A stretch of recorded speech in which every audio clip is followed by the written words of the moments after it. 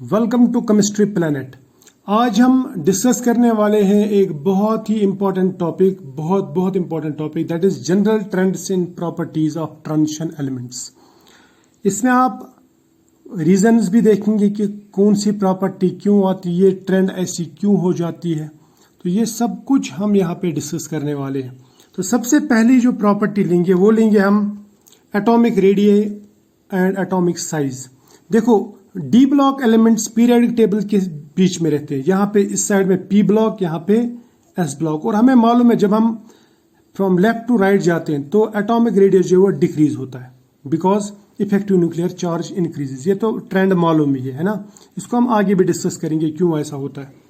तो अगर मैं ये चीज देखूं तो फिर मैं ये कह सकता हूं कि एस ब्लॉक एलिमेंट्स का साइज डी ब्लॉक के कंपैरिजन में ज्यादा रहेगा और डी ब्लॉक का साइज पी ब्लॉक के कंपैरिजन में ज्यादा रहेगा। या मैं इन नटशल कह सकता हूं कि डी ब्लॉक एलिमेंट्स के जो एटॉमिक रेडियस रहते हैं या एटॉमिक साइज रहते हैं वो एस ब्लॉक और पी ब्लॉक के दरमियान यानी इंटरमीडिएट रहते हैं। क्लियर? अगर मैं एक सीरीज में बात करूं तो atomic radius decreases with increase in atomic number. ये जनरल मालूम है ना, because from left to right number of shells remain same but nuclear charge increases. Nuclear charge increase होता है ना, यानी प्रोटॉन्स इंक्रीज होते हैं, क्योंकि एटॉमिक नंबर बढ़ना मतलब नंबर ऑफ प्रोटॉन्स न्यूक्लियस में बढ़ रहे हैं तो न्यूक्लियर चार्ज इंक्रीज होता है। फॉर एग्जांपल, अब मैं 3D सीरीज लेता हूं, इसमें देखते हैं। 3D सीरीज में scandium, titanium, vanadium, chromium, manganese, iron extra जो बाकी हैं पूरे सपोज 10 एलिमेंट ले लिए, यहां से यहां तक एटॉमिक नंबर 21, 22, 23, 24, 25, 26। इसका मतलब नंबर ऑफ प्रोटॉन्स न्यूक्लियस में बढ़ रहे हैं, न्यूक्लियस का पॉजिटिव चार्ज बढ़ रहा है तो वो इलेक्ट्रॉन्स को अपनी तरफ ज़्यादा से ज़्यादा खींचेगा और एटॉमिक रेडियस धीरे धीरे डिक्रीज हो जाएगा। ये हमें मालूम है ना, और नंबर ऑफ शेल्स तो सेम है एक पीरियड में। लेकिन ट्रांजिशन एलिमेंट्स में, खासकर 3D सीरीज में बोल रहा हूँ मैं, ये जो ट्रेंड है ये रेगुलर नहीं है। रेगुलर मतलब ये कंटिन्यूअसली ऐसा डिक्रीज नहीं होता। तो फिर क्या होता है? सपोज स्कैंडियम का देखूंगा मैं, स्कैंडियम में एटॉमिक रेडियस रहता है 1.44, 1.32, फिर यहाँ पे 1.22, 1.77, 1.7। अब यहाँ देखो, क्रोमियम से लेके आयरन तक कोई चेंज नहीं आता। पहले डिक्रीज होता है, फिर कोई चेंज नहीं आता, फिर थोड़ा सा डिक्रीज होता है, फिर निकल तक फिर और थोड़ा सा डिक्रीज, फिर कॉपर के बाद में और इंक्रीज, फिर और इंक्रीज। ठीक, अब ये क्या हो गया? यानी पहले डिक्रीज हो रहा था, बाद में कांस्टेंट रहा, फिर थोड़ा डिक्रीज, फिर वापस इंक्रीज हो गया। अब ये ऐसा क्यों होता है? ये इसलिए होता है 3D सीरीज में क्योंकि जब हम इलेक्ट्रॉन्स फिल करते हैं, सपोज स्कैंडियम में इलेक्ट्रॉनिक कन्फिग्रेशन है 3d1 4s2, टाइटेनियम में 3d2 4s2, यानी 4s2 तो कॉमन है। लेकिन जितना हम एक एक स्टेप आगे बढ़ते हैं तो ये 3D में 4s तो बाहर है ना, 3D अंदर है, तो इसमें इलेक्ट्रॉन्स बढ़ते जाते हैं। यानी अंदर वाली शेल में इलेक्ट्रॉन्स बढ़ जाएंगे तो यहाँ पे इंटर इलेक्ट्रॉनिक रिपल्शन बढ़ जाएगा।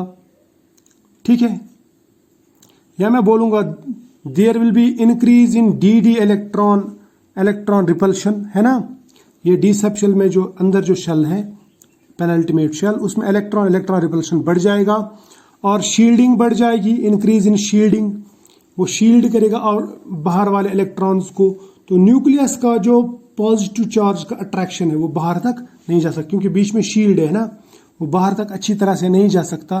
तो इसका मतलब इसका कंट्रोल लास्ट वाले शेल के इलेक्ट्रॉन्स पे ज्यादा नहीं रहेगा और ये साइज इंक्रीज होगा। पहले यहां से यहां तक सपोज 5 इलेक्ट्रॉन्स तक, जब 5 इलेक्ट्रॉन्स जाते हैं तो कोई बात नहीं, लेकिन जब 6 इलेक्ट्रॉन, 7वां इलेक्ट्रॉन, 8वां इलेक्ट्रॉन, 9वां इलेक्ट्रॉन, फिर 10वां इलेक्ट्रॉन भी यहाँ पे गया, तो जब जितने इलेक्ट्रॉन्स यहाँ पे बढ़ते जाएंगे उतना वहां पे शील्डिंग बढ़ती जाएगी और न्यूक्लियस का और इन इलेक्ट्रॉन्स का जो रिपल्शन है वो धीरे धीरे कम होता जाएगा। यही वजह है कि पहले एब्रप्ट इंक्रीज होती है, लेकिन बाद में ये डिक्रीज होती है, बाद में ये डिक्रीज इन साइज धीरे धीरे कम हो जाती है और लास्ट में उल्टा इंक्रीज ही होने लगता है। तो ग्राफ कुछ इस तरह से आता है, ऐसे ऐसे ऐसे, फिर ऐसे, फिर ऐसे, फिर वापस ऐसे। ठीक है, यानी पहले घटता है फिर वापस साइज बढ़ता है। ठीक, अब डाउन द ग्रुप जाते हैं, हम देखते हैं क्या होता है। अगर हम ऊपर से नीचे की तरफ आएंगे, सपोज एक ग्रुप में, down the group number of shells increase होंगी। नंबर ऑफ शेल्स इंक्रीज होंगे तो इसका मतलब रेडियस इंक्रीज होता है। और हमें मालूम है कि डाउन द ग्रुप हमेशा शील्डिंग जीत जाती है, यानी शेल्स जीत जाते हैं, तो रेडियस इंक्रीज ही होता है। तो इसका मतलब यह हुआ कि जब हम 3D से 4D में जाएंगे तो रेडियस इंक्रीज होगा। लेकिन जब आप 4D से 5D सीरीज की तरफ जाते हैं तो वहां पे रेडियस इंक्रीज नहीं होता, बल्कि ऑलमोस्ट सेम रहता है। ये क्यों होता है ये भी बताऊंगा मैं। ये होता है because of lanthanide contraction. For example, अगर मैं वेनेडियम में देखूं, वेनेडियम 3D सीरीज में, ये नियोबियम 4D, फिर टेंटलम 5D में, वेनेडियम से नियोबियम की तरफ जाएंगे तो साइज पहले बढ़ रहा है ना, 1.22 से 1.34 एंगस्ट्रॉम। लेकिन नियोबियम से नीचे जाएंगे हम 5D सीरीज में, जो टेंटलम है, वहां पे साइज नहीं बढ़ रहा है, सेम रह रहा है। क्योंकि यहाँ पे टेंटलम से पहले यहाँ पे लेंथेनाइड्स आए थे, उन्होंने लेंथेनाइड कंट्रैक्शन की, उनकी शील्डिंग इफेक्ट कम रहता है, इसलिए वहां पे साइज जो है वो डिक्रीज हो जाता है। ठीक है, वहां पे न्यूक्लियस और आउटर इलेक्ट्रॉन्स का अट्रैक्शन ज्यादा होता है। ठीक, तो लेंथेनाइड कंट्रैक्शन की वजह से इनका साइज इंक्रीज ज्यादा नहीं होता, ये बात याद रखना। अब आयोनिक रेडियस की बात अगर करेंगे, आयोनिक रेडियस का भी यही हाल है जो एटॉमिक रेडियस का, यानी जो आपने एटॉमिक रेडियस में सुना वही आप आयोनिक रेडियस के लिए भी अप्लाई करेंगे। अब तीसरी प्रॉपर्टी जो यहाँ पे आती है, दैट इज डेंसिटी। डेंसिटी का मतलब रहता है मास per unit volume.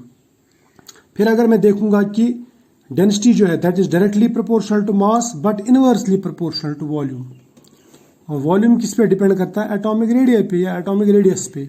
So we can say density is inversely proportional to atomic radius but directly proportional to packing. तो इसका मतलब अगर पार्टिकल्स की या एटम्स की पैकिंग ज़्यादा अच्छी हो जाए तो डेंसिटी बढ़ जाती है, लेकिन अगर एटॉमिक साइज एटम्स का ज़्यादा है, यानी वॉल्यूम ज़्यादा है, तो डेंसिटी कम होगी। ठीक है, तो फिर मैं ये कह सकता हूँ कि एक सीरीज में जब हम लेफ्ट टू राइट जाते हैं तो एटॉमिक साइज डिक्रीज होता है, ये कम अगर हो जाएगा तो डेंसिटी इंक्रीज हो जाएगी, देयरफॉर डेंसिटी इंक्रीजेस। ठीक है, लेकिन ये डेंसिटी कंटिन्यूअसली इंक्रीज नहीं होती, ये एक मैक्सिमम तक पहुंच जाती है। मैक्सिमम कहाँ पे, आयरन ग्रुप तक, या ग्रुप 8 बोलूंगा मैं। ठीक है, ग्रुप 8 तक ये पहुंच जाता है।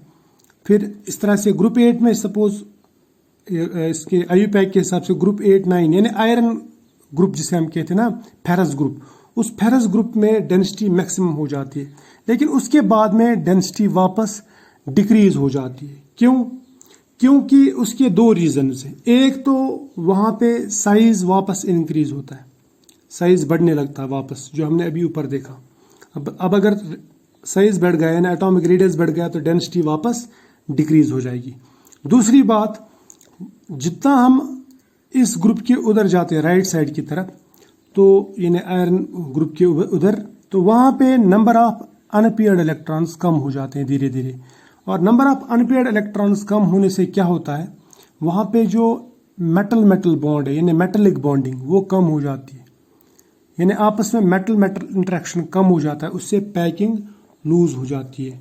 ठीक है, तो ये अनपेयर्ड इलेक्ट्रॉन्स पे डिपेंड करता है। ठीक है, ये मैं आपको अभी बताऊंगा जब हम दूसरा एक कैरेक्टर पढ़ेंगे उसमें। ठीक है, इतना तो समझ में आया। अब डाउन द ग्रुप देखते क्या होता है। डाउन द ग्रुप हमें मालूम है कि एटॉमिक मास बढ़ जाता है ना, मास, एटॉमिक मास बढ़ जाता है तो डेंसिटी भी बढ़ जाएगी फिर, तो because density is directly proportional to mass, atomic mass increase होता है। ठीक, और 2 फोल्ड इंक्रीज होता है तो डेंसिटी भी 2 फोल्ड इंक्रीज होती है।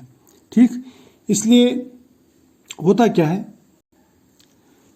जब हम 3D सीरीज से 4D सीरीज में जाते हैं तो एटॉमिक रेडियस इंक्रीज होते हैं, स्लाइटली इंक्रीज होते हैं ना।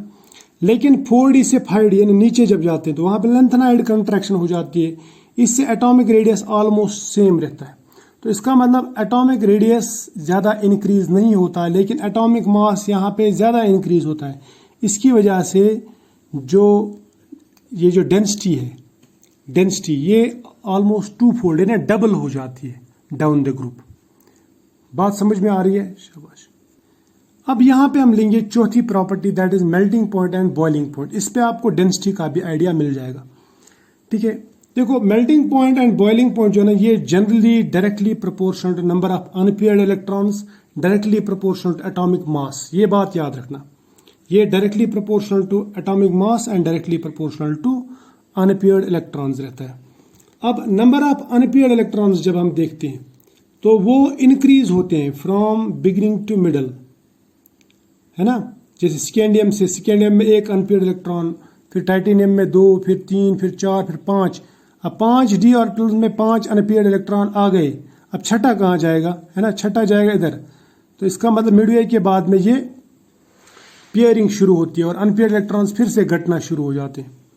तो अनपेयर्ड इलेक्ट्रॉन्स यहाँ पे मैक्सिमम, जहाँ तक अनपेयर्ड इलेक्ट्रॉन्स इंक्रीज होते हैं वहाँ पे मेटेलिक बॉन्डिंग भी इंक्रीज होती है, स्ट्रांग होती है, क्योंकि इलेक्ट्रॉन ये आपस में बॉन्ड बनाते हैं ना। और मिडल के बाद में नंबर ऑफ अनपेयर्ड इलेक्ट्रॉन्स भी कम, तो इसका मतलब वहाँ पे मेल्टिंग पॉइंट भी कम, क्योंकि मेटेलिक बॉन्डिंग भी कम हो जाती है, स्ट्रेंथ कम हो जाती है। यही वजह है कि मेल्टिंग पॉइंट और बॉइलिंग पॉइंट पहले इंक्रीज होते हैं फिर वापस डिक्रीज। जैसे स्कैंडियम से क्रोमियम तक की इंक्रीज होगा और क्रोमियम से जिंक तक जब हम जाएंगे ना 3D सीरीज में, तो आपको ऐसे डिक्रीज नजर आएगी, melting point boiling point decrease होगा। अब इसमें से भी एक एक्सेप्शन है, जैसे मैंगनीज और टेक्नीशियम और रीनियम, ये मैंगनीज ग्रुप में रहते हैं ना क्रोमियम के बाद। इनमें अनपेयर्ड इलेक्ट्रॉन्स 5 है, लेकिन फिर भी इनका melting point boiling point exceptionally low रहता है। तो ऐसा क्यों होता है? तो इसका रीजन है कि इनमें एक्चुअल में टोटल मिला के D5 और लास्ट में NS2 इलेक्ट्रॉन, इन्हें 7 इलेक्ट्रॉन्स रहते हैं, 7 वैलेंस इलेक्ट्रॉन। और इन 7 में से एक इलेक्ट्रॉन, 7 वैलेंस इलेक्ट्रॉन्स में से एक इलेक्ट्रॉन एंटी बॉन्डिंग ऑर्बिटल में चला जाता है। जब मेटल मेटल बॉन्डिंग होती है तो उससे बॉन्ड ऑर्डर डिक्रीज होता है, बॉन्डिंग वीक हो जाती है, मेटल मेटल बॉन्डिंग। और अगर मेटल मेटल बॉन्डिंग वीक हो गई तो मेल्टिंग पॉइंट और बॉइलिंग पॉइंट डिक्रीज हो जाते हैं। ठीक, अब और एक पॉइंट इसमें वो जो है लास्ट वाले ग्रुप का, जिंक, कैडमियम और मरकरी, इसमें कोई अनपेयर्ड इलेक्ट्रॉन नहीं है। यही वजह है कि इनकी मेल्टिंग पॉइंट और इनके बॉइलिंग पॉइंट्स बहुत ही कम रहते हैं। ठीक है, और ये सॉफ्ट रहते हैं।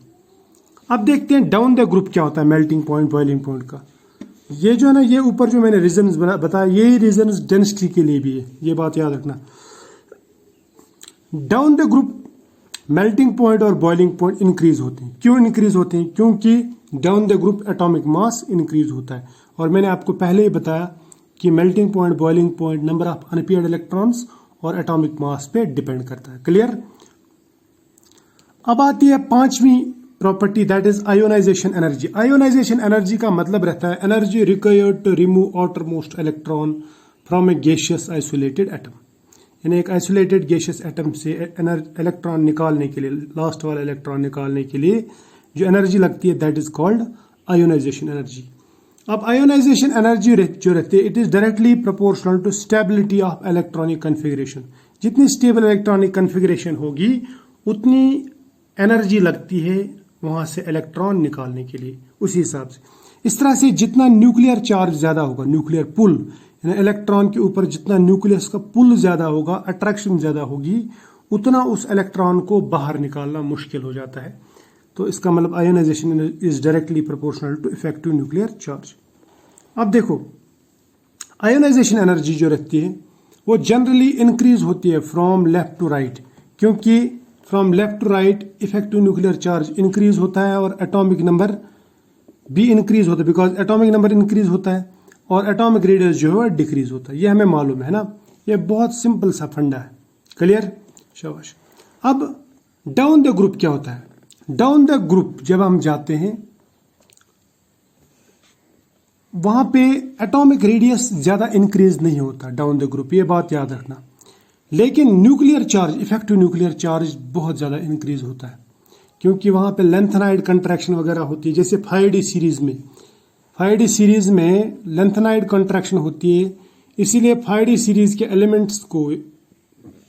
एलिमेंट्स में हमें आयोनाइजेशन एनर्जी बहुत ज़्यादा लगती है, यानी वहाँ से इलेक्ट्रॉन निकालना मुश्किल है as compare to 3D series या 4D सीरीज। या मैं ये कह सकता हूँ कि थर्ड ट्रांजिशन सीरीज के एलिमेंट्स की ionisation energy first transition series और सेकंड ट्रांजिशन सीरीज के एलिमेंट्स के कंपैरिजन में ज़्यादा होती है।